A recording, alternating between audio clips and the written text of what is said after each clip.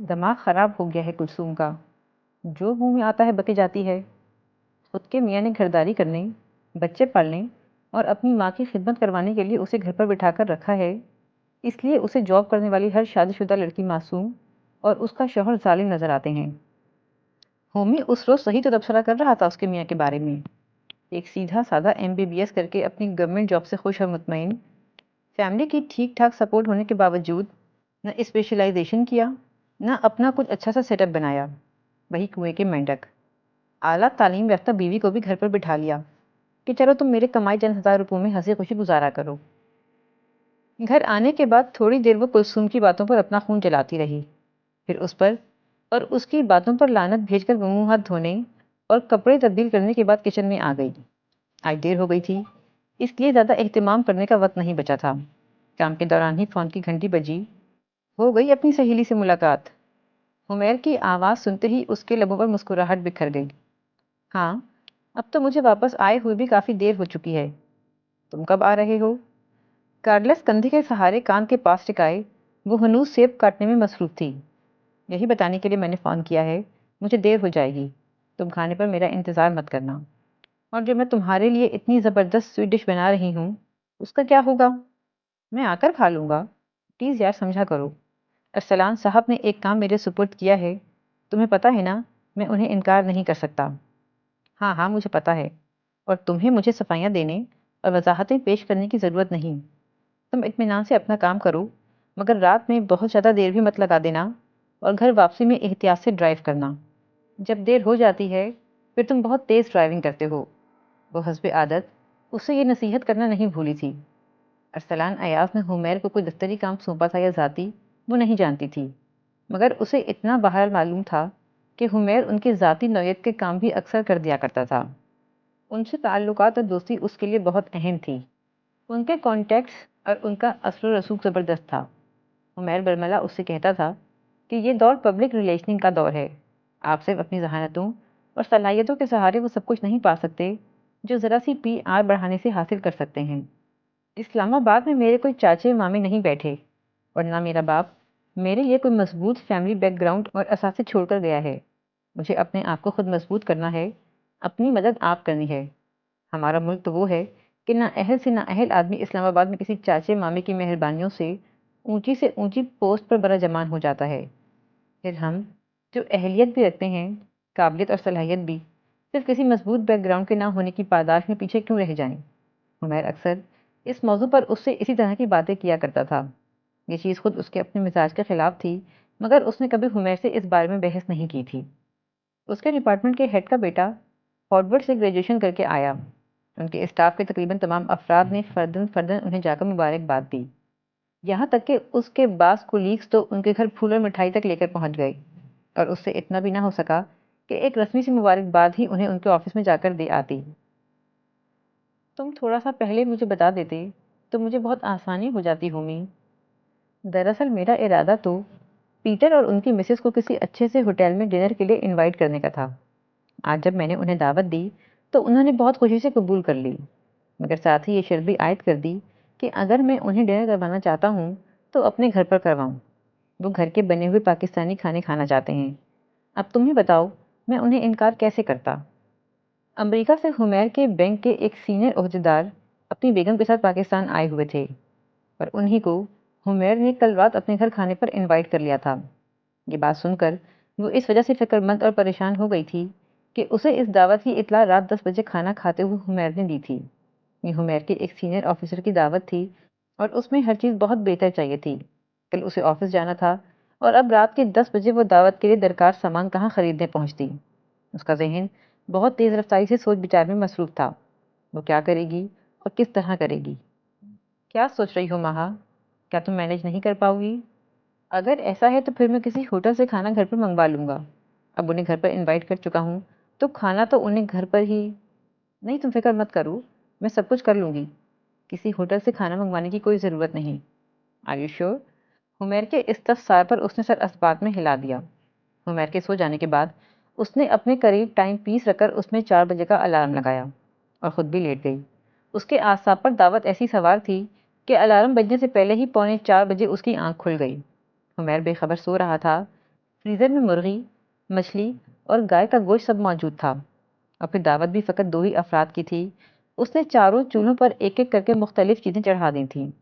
سب سے زیادہ احتیاط اسے یہ کرنی پڑ رہی تھی کہ کوئی شور شرابہ نہ ہو، کیونکہ ہلکے سے کھٹکے سے حمیر کی آنکھ ضرور کھل سکتی تھی۔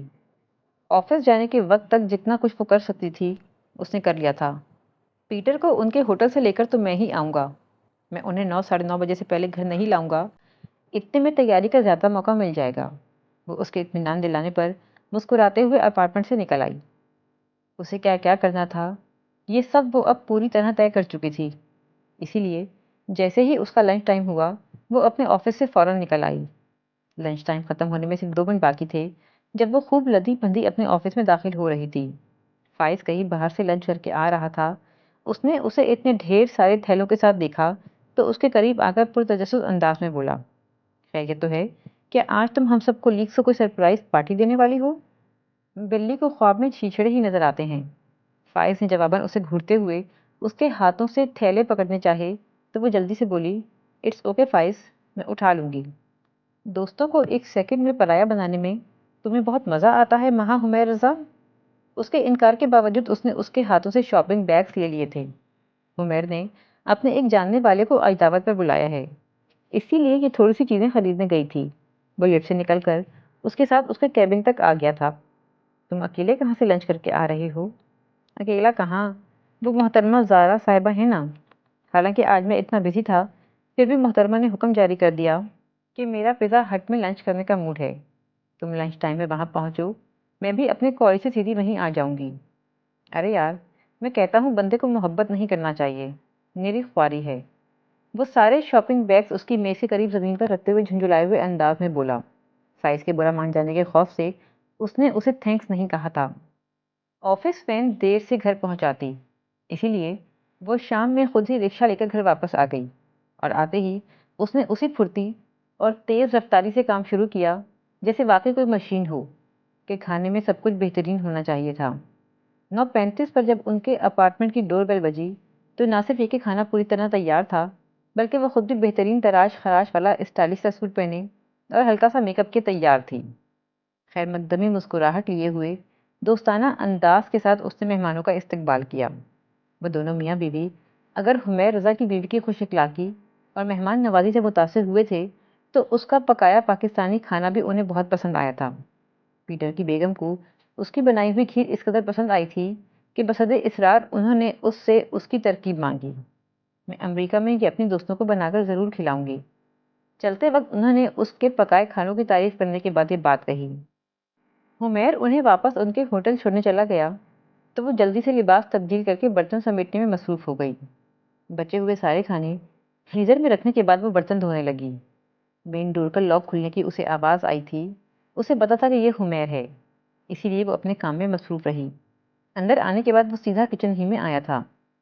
تھینکس مہا، وہ اس کے بالکل پیچھے آ کر کھڑا ہو گیا اور اس کی گردن میں بازو حمائل کر دیے۔ تم بہت تھک گئی ہوگی نا؟ اگر کھانا اور باقی سب کچھ تمہارے معیار کے مطابق تھا تو بالکل نہیں تھکی، اور اگر کوئی ایک چیز بھی تمہارے معیار سے کم تھی تو واقعی بہت تھک گئی ہوں۔ سب کچھ بہت اچھا تھا مہا، ایک دم پرفیکٹ۔ پیٹر کو گھر پر بلانے سے مجھے بہت فائدہ ہوا ہے۔ ہوٹل میں ہمارے درمیان یہ بے تکلفانہ فضا کبھی پیدا نہ ہو پاتی جیسی گھر پر ہوئی ہے۔ میں ان کے ساتھ جس طرح کے قریبی تعلقات استوار کرنا چاہتا تھا وہ تمہاری وجہ سے ہو گئے ہیں مہا۔ پیٹر کی بیگم تو تمہاری اور تمہاری کوکنگ کی پکی عاشق ہو کر گئی ہیں۔ ابھی راستے میں مجھ سے تمہاری بہت تعریف بھی کر رہی تھیں۔ پیٹر اور ان کی بیوی کے ساتھ اس بے تکلفی کا سارا کریڈٹ تمہیں جاتا ہے مہا۔ وہ اس کے پیچھے سے ہٹ کر اس کے برابر میں آ کر کھڑا ہو گیا اور اس کے صابن لگا کر رکھے برتنوں کو دوسرے سنک میں کھنگالنے لگا۔ ارے تم یہ کیا کرنے لگے؟ تمہاری ہیلپ کروا رہا ہوں، اس نے پلیٹ پانی سے دھو کر سائڈ میں رکھتے ہوئے اسے جواب دیا۔ مجھے کوئی ہیلپ نہیں چاہیے، تھوڑے سے تو برتن ہیں، تم جاؤ، میں بھی 10-15 منٹ میں کمرے میں آ رہی ہوں۔ اس نے فوراً اسے وہاں سے ہٹا دیا۔ اچھا پھر جلدی سے آ جاؤ، میں تمہارا انتظار کر رہا ہوں۔ اس کے کہنے سے وہ وہاں سے ہٹ گیا اور پھر کچن سے نکلتے ہوئے اسے کمرے میں جلدی آنے کا کہا۔ حمیر نے نئی گاڑی خریدی تھی۔ اپنی نئی گاڑی میں سب سے پہلے اس نے مہا ہی کو اپنے ساتھ بٹھایا۔ اپنی نئی گاڑی پر خوش ہونے کے ساتھ ساتھ وہ یہ بھی کہہ رہا تھا کہ یہ گاڑی بھی وہ گاڑی نہیں جو وہ ڈرائیو کرنا چاہتا ہے۔ اس نے مرسیڈیز BMW اور نہ جانے کن کن مہنگی گاڑیوں کی باتیں کرنا شروع کر دیں تو وہ بے ساختہ مسکراتے ہوئے اسے ٹوک گئی۔ ہومی، مجھے پتا ہے آسمانوں سے بھی اونچے تمہارے معیار ہیں، مگر پلیز کچھ دیر تو اپنی اسی خوشی پر پوری طرح خوش ہو لو۔ وہ جواباً سر اس بات میں ہلا کر ہنسا۔ جو حکم جناب کا۔ 1 گھنٹے کی ڈرائیو کے بعد حمیر نے ایک آئس کریم پارلر کے سامنے گاڑی پارک کر دی۔ اندر آ کر ایک میز منتخب کرنے کے بعد وہ اس پر بیٹھی تو اس کی نگاہ اپنی میز کے قریب ایک میز پر بیٹھی 5 لڑکیوں کے گروپ پر پڑی۔ وہ پانچوں کی پانچوں اسے اور حمیر کو بہت غور سے دیکھ رہی تھیں۔ کیا دیکھ رہی ہو؟ اسے کن اکھیوں سے ایک میز کی طرف دیکھتے اور مسکراہٹ دباتے دیکھ کر حمیر نے تعجب سے پوچھا۔ میں ان لڑکیوں کو دیکھ رہی ہوں، میرا خیال ہے تم انہیں بہت ہینڈسم لگ رہی ہو، اور مجھے بہت ملامتی نگاہوں سے وہ سب اس طرح دیکھ رہی ہیں جیسے میں اپنے گھر والوں سے چھپ کر تمہارے ساتھ ڈیٹ پر آئی ہوں۔ حمیر محفوظ ہو جانے والے انداز میں بے اختیار ہنسا۔ میں سچ کہہ رہی ہوں ہومی، ان کی نظریں دیکھ کر ایسا ہی لگ رہا ہے جیسے میں تمہارے ساتھ ڈیٹ پر آئی ہوں۔ پتہ نہیں مسئلہ کیا ہے، میں لوگوں کو شادی شدہ کیوں نہیں لگتی؟ یہ افسوس کی بات ہے یا خوشی کی کہ تم ابھی بھی کالج گرل نظر آتی ہو؟ وہ اس پر ستائشی نظر ڈالتے ہوئے بولا۔ وہ بات تو صحیح ہے، مگر ہر وقت یہ چیز فائدہ مند ثابت نہیں ہو سکتی۔ اب دیکھو، ہمارے جو نئے فائنینس ڈائریکٹر آئے ہیں، حالانکہ بیچارے بڑے شریف آدمی ہیں، مگر کیا کریں کہ انہوں نے آتے ہی از خود یہ فرض کر لیا کہ میں غیر شادی شدہ ہوں۔ دن میں 5 دفعہ مجھے اپنے آفس میں بلواتے، اور ان میں سے 3 دفعہ بالکل غیر ضروری کسی ایسے فضول کام کے لیے جس پر سوچنا ان کی پوسٹ کے شایان شان بھی نہیں تھا۔ مجبوراً مجھے ان کے سامنے تمہارا ذکر کرنا پڑا، یہ بتانا پڑا کہ جی میں خیر سے شادی شدہ ہوں۔ مسز واصف کہہ رہی تھیں کہ اس میں ان بیچاروں کا کوئی قصور نہیں۔ وہ آئس کریم کا چمچ منہ میں لے جاتے ہوئے بولی۔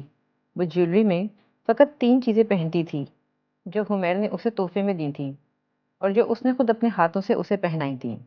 میں سوچ رہی ہوں گولڈ کی 2 چوڑیاں خرید کر ہاتھوں میں ڈال لوں، شاید اس سے لوگوں کو میں شادی شدہ لگنے لگوں۔ پہلی فرصت میں یہ کام کرو، بلکہ میں تو کہتا ہوں تھوڑا سا وزن بھی بڑھا لو۔ اور یہ فائنینس ڈائریکٹر کا کیا قصہ ہے؟ تم نے مجھے پہلے کیوں نہیں بتایا اس خبیث کے بارے میں؟ وہ مصنوعی قسم کا غصہ طاری کر کے اس سے بولا، پھر اسے ہنستا دیکھ کر خود بھی کہا لگا کر ہنس پڑا۔ وہاں سے باہر نکل کر وہ اپنی گاڑی کی طرف آ رہے تھے جب فٹ پاتھ پر اپنی دھن میں مگن چلتے ایک شخص کی نگاہ حمیر پر پڑی۔ وہ چلتا چلتا ٹھٹک کر رک گیا۔ چند سیکنڈ اس نے جیسے اسے پہچاننے میں لگائے اور پھر وہیں سے چلایا، حمیر! وہ شخص تیز رفتاری سے بھاگتا ہوا سیدھا ان دونوں کے پاس آ کر رکا۔ تیز بھاگنے سے اس کا سانس بری طرح پھول رہا تھا اور اس کے چہرے پر والہانہ خوشی بکھری ہوئی تھی۔ وہ بہت پرجوش طریقے سے حمیر سے بغلگیر ہو گیا تھا۔ کیسا ہے یار تو؟ پہچانا نہیں مجھے؟ میں غلام عباس ہوں۔ کسی بہت پرانے اور بہت پیارے دوست کے مل جانے کی سچی خوشی اس کے ہر انداز سے ظاہر ہو رہی تھی، مگر حمیر کے چہرے پر کوئی خوشی نظر نہیں آ رہی تھی۔ اپنے گلے سے لگے اس شخص کو اس نے فوراً ہی خود سے دور ہٹایا۔ میں ٹھیک ہوں۔ حمیر کا جواب مختصر اور کسی بھی طرح کے جوش و خروش سے عاری تھا۔ اس شخص نے شاید ابھی اس سرد مہری کو محسوس نہیں کیا تھا۔ اس کی نگاہیں وہاں پر پڑیں تو سوالیہ انداز میں حمیر کی طرف دیکھا۔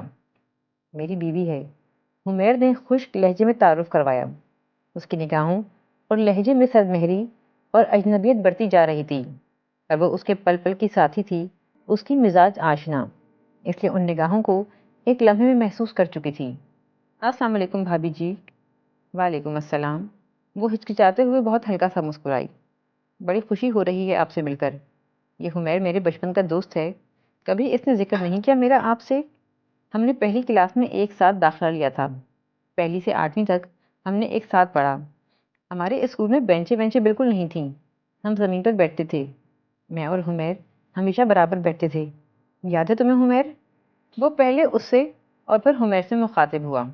حمیر اسے جواب دینے کے بجائے جیب سے گاڑی کی چابی نکالنے لگا۔ بڑا پڑھاکو تھا یہ، اپنے گھر پر پڑھنے کی جگہ نہیں ملتی تھی تو میرے ساتھ میرے ابا کی دکان پر آ جاتا تھا۔ میرے ابا کی کتابوں کی دکان تھی نا، ابا دکان ہمارے حوالے کر کے شام میں گھر چلے جاتے۔ میں دکان پر آنے والے خریداروں کو نپٹاتا اور یہ دکان کے بالکل اندر کونے والی جگہ پر بیٹھ کر پڑھائیاں کرتا رہتا۔ ہم رات دیر تک وہیں رہتے، ساتھ کھانا کھاتے اور کبھی کبھار تو ساری رات وہیں گزار دیتے۔ کیا وقت تھا جی وہ بھی۔ اسے لگا کہ حمیر اس شخص سے فوراً پیچھا چھڑا کر کسی بھی طرح وہاں سے گاڑی تک پہنچنا چاہتا تھا۔ اس کے قدم اٹھنے کے لیے بالکل تیار تھے اور زبان پر شاید کوئی بد اخلاقی اور بے مروتی سے بھرپور جملہ آنے ہی والا تھا، وہ حمیر کے کچھ کہنے سے پہلے بے ساختہ بولی، آپ کیا کرتے ہیں غلام عباس بھائی؟ حمیر کی غصے بھری نگاہیں وہ نظر انداز کر گئی۔ وہ سادہ مخلص سا شخص اسے اس سلوک کا حقدار قطعاً نہیں لگ رہا تھا جو حمیر اس کے ساتھ کر رہا تھا، اور جسے وہ اپنی خوشی، جوش اور اپنی سادگی میں سمجھ نہیں پا رہا تھا۔ ہم نے کیا کرنا ہے بھابھی جی، گھر کے حالات ہی ایسے تھے کہ 8ویں سے آگے پڑھ ہی نہیں سکا۔ بس ابا کی دکان سنبھال لی۔ ابا کی کرائے کی دکان تھی، میں نے اسے خرید لیا۔ بس جی بڑا کرم ہے مولا کا، بڑا اچھا گزارا ہو رہا ہے۔ اور حمیر، تو کیا کر رہا ہے یار آج کل؟ پرانے محلے سے کیا گیا، اپنے پرانے دوستوں کو بھی بھول گیا؟ ماں، میں گاڑی میں تمہارا انتظار کر رہا ہوں۔ حمیر غلام عباس کو جواب دیے بغیر ماں سے کرخ لہجے میں آنے کا کہہ کر گاڑی کی طرف چلا گیا۔ وہ اپنے جوش و خروش اور خوشی سے نکل کر حیرت اور بے یقینی سے گاڑی میں بیٹھ جانے والے اپنے پرانے دوست کو دیکھ رہا تھا۔ وہ اس کم تعلیم یافتہ اور سادہ سے انسان کی آنکھوں میں پھیلتے دکھ کو دیکھ نہیں سکتی تھی، اس لیے ان کی طرف نگاہیں ڈالے بغیر آہستگی سے بولی، اصل میں حمیر ابھی جلدی میں ہے، ہمیں کہیں بہت ضروری پہنچنا ہے۔ آپ سے مل کر بہت خوشی ہوئی ہے، اللہ حافظ۔ اسے اس شخص سے ایسی ندامت محسوس ہو رہی تھی کہ اس کی طرف دیکھے بغیر ہی یہ جملے کہہ کر تیزی سے اپنی گاڑی کے پاس آ گئی۔ دل پر ایسا بوجھ پڑا تھا جیسے حمیر نے نہیں، خود اسی نے اس شخص کی تحقیر کی ہے۔ حمیر لب بھینچے غصے سے گاڑی ڈرائیو کر رہا تھا۔ اس کے چہرے پر کرختگی اور غصے کے سوا کوئی تاثر نہیں تھا۔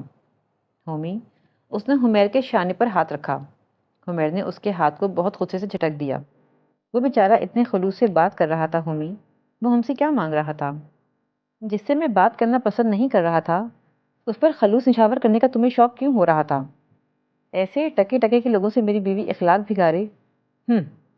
تمہیں کیا نظر نہیں آ رہا تھا کہ میں اس سے ملنا نہیں چاہتا؟ وہ بہت ناراضگی سے تیز آواز میں بولا۔ اچھا، آئی ایم سوری، واقعی مجھ سے غلطی ہوئی، تم پلیز اپنا موڈ تو مت خراب کرو۔ اس کا انداز مکمل طور پر معذرت خواہانہ اور صلح جوئی والا تھا۔ وہ اپنے جس فعل پر ذرا برابر بھی شرمندہ نہیں تھی، اس پر سارا راستہ اس سے معافی مانگتی رہی۔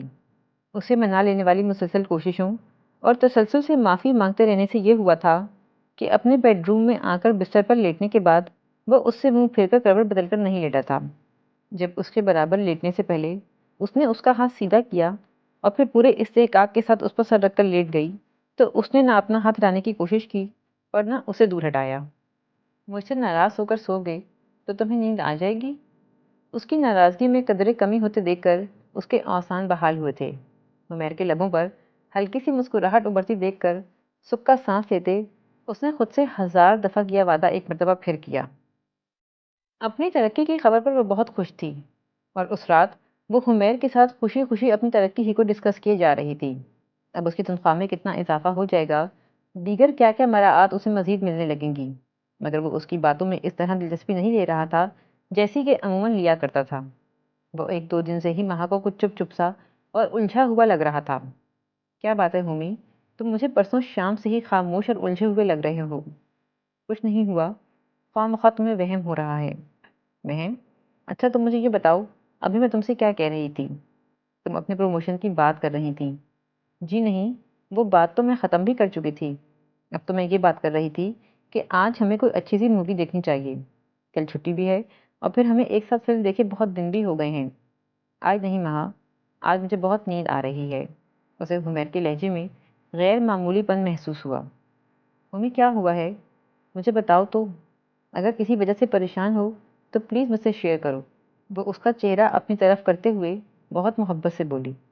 میں کہہ تو رہا ہوں کچھ نہیں ہوا، بلا وجہ لٹ لے کر ایک ہی بات کے پیچھے کیوں پڑ جاتی ہو؟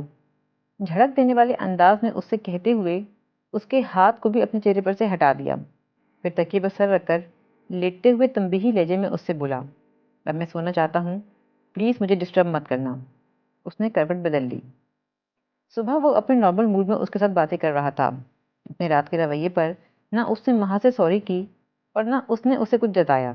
دیر سے سو کر اٹھنے اور چھٹی والے دن کا خوب شاندار اہتمام کرنے والا ناشتہ کرنے کے بعد وہ اپنے چھٹی والے دن کے مخصوص کاموں میں مصروف ہو گئی۔ ایک طرف واشنگ مشین لگی ہوئی تھی تو دوسری طرف کچن میں سارے چولہوں پر کچھ نہ کچھ چڑھا ہوا تھا، اور تیسرا کام ہاتھ کے ہاتھ اس نے حمیر کے جوتوں کی پالش کرنے کا شروع کیا ہوا تھا۔